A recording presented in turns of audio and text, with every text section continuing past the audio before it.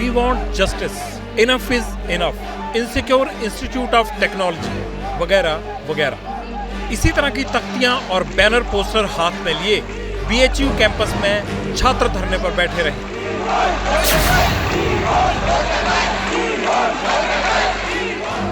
University प्रशासन के खिलाफ जोरदार नारेबाजी चलती रही। दिन भर बेहिसाब बवाल हुआ। छात्रों का आक्रोश देखकर यूनिवर्सिटी प्रशासन दफ्तर में दुबका रहा, पुलिस भी तमाशबीन बनी रही। लेकिन सवाल यह है कि यह सब हुआ क्यों?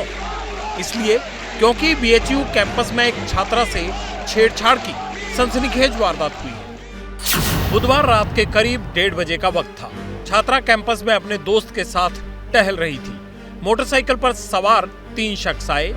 छात्रा से छेड़छाड़ और बदसलूकी की गई। आरोप है कि गन पॉइंट पर छात्रा के कपड़े उतरवाए गए। सर, ये वही मार्ग है जहां से बीते रात एक छात्रा गुजर रही थी और उससे छेड़खानी की बातें, उससे बदसलूकी की बातें सामने आ रही है, जिसके बाद हजारों की संख्या में छात्र आज सुबह से ही प्रदर्शन कर रहे हैं। आईआईटी बीएचयू के स्टूडेंट्स का तो ये भी कहना है कि बदमाशों ने पूरी वारदात का वीडियो भी बनाया। सुबह खबर फैली तो कैंपस में हंगामा हो गया। करीब 2500 छात्रों ने राजपूताना हॉस्टल के सामने प्रोटेस्ट शुरू कर दिया। इसके बाद विरोध की हवा पूरे कैंपस में फैल गई। देखते ही देखते हजारों की संख्या में छात्र विरोध में शामिल हो गए। पूरा कैंपस बंद करा दिया। क्लास और लैब भी नहीं चली। यहाँ की छात्राओं का जो है एक डर बना हुआ है, क्योंकि बाहर के छात्र आते हैं, तमाम तरह की गतिविधियां करते हैं, अश्लील बातें करते हैं, अश्लील हरकतें करते हैं, जो कि एक आईआईटी के लिए उचित नहीं है ये चीज़। प्रोक्टोरियल बोर्ड यहाँ पे सिर्फ बातें करता, कुछ करता नहीं। हम लोग कोई भी इशू देते हैं तो कहते हैं जाओ पुलिस में जाओ, यहाँ जाओ, हम करेंगे, करते कुछ नहीं है। हमें सिर्फ आश्वासन मिलता है, कुछ काम नहीं होता। छात्रों का आक्रोश देखकर यूनिवर्सिटी प्रशासन के हाथ पांव फूल गए। आनन फानन में पुलिस बुलाई गई।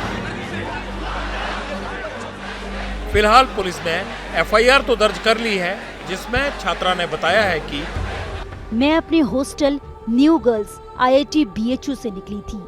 जैसे ही गांधी स्मृति छात्रावास चौराहे के पास पहुंची, वहीं पर मुझे मेरा दोस्त मिल गया।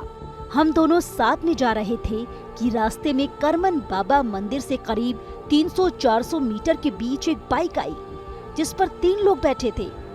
उन्होंने अपनी बाइक वहीं खड़ी कर दी और मुझे और मेरे दोस्त को अलग अलग कर दिया। मेरा मुंह पूरी तरह से दबा लिया। फिर एक कोने में लेकर गए। पहले मुझे गलत नियत से छुआ, उसके बाद मेरे सारे कपड़े निकालकर वीडियो और फोटो बनाई। जब मैं बचाव के लिए चिल्लाई तो मुझे मारने की धमकी दी। मेरा फोन नंबर भी ले लिया और 10-15 मिनट तक मुझे बंधक बनाए रखा।